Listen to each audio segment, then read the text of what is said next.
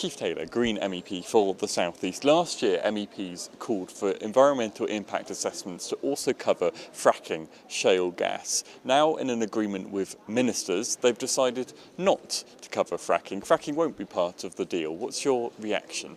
Well, I'm pretty upset because actually the will of the Parliament, which was expressed by a majority of MEPs, has just been completely crushed by ministers. And this is totally unacceptable. What we're seeing is the Polish government, the British government especially, exerting huge amounts of pressure on the council here to actually remove that, remove the fracking clauses. How significant is it to not have fracking included in environmental impact assessments? What difference does it make, or what difference could it have made that it now won't make because it's not in there?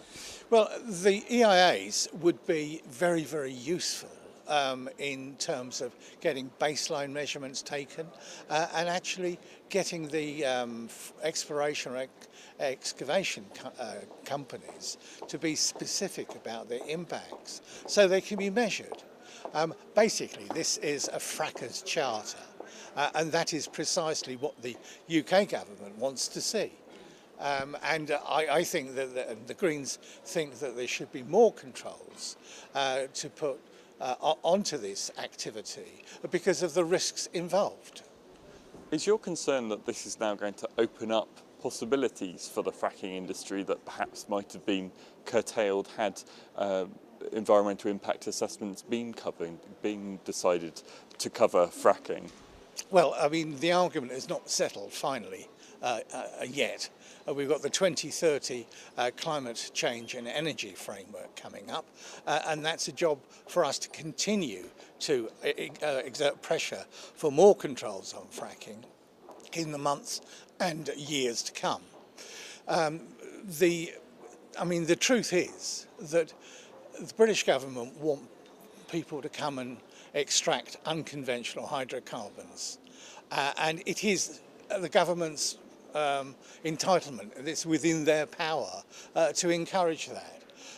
What I was trying to achieve and what I was trying to help support was the community who are impacted by these activities to have a stronger voice. Now that is being denied them by the British government, but certainly as a member of the European Parliament, I have no intention of giving up on this now.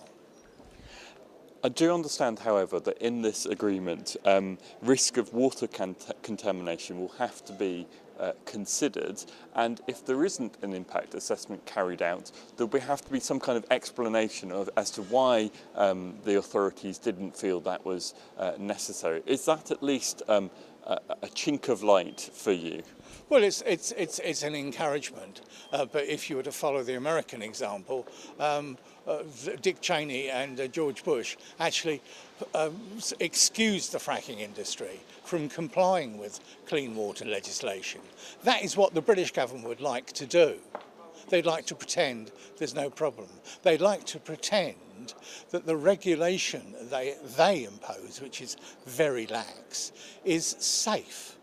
Now, there's no such thing as safe fracking regulations. Just because you're drilling miles underground, you're pumping millions of gallons of water laced with toxic chemicals, how on earth can you safely regulate what happens after you've sent it down under huge pressure?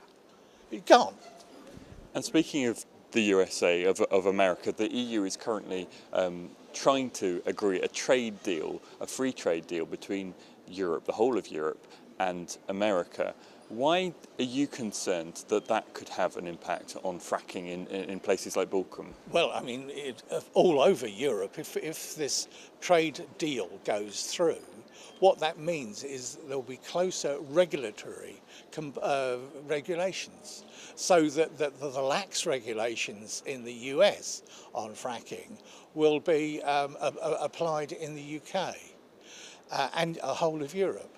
Not only that, the deal is going to involve investor-state dispute settlement mechanism where if an investor thinks that their investment is going to be damaged, they can take countries to a special tribunal, which is closed, it's not a public thing, a special tribunal, and the member state can be fined. I mean, there was a case of a tobacco manufacturer appealing against the country's legislation to discourage smoking because they thought it damaged their business. The world has gone mad. Actually, the corporations will be running the place.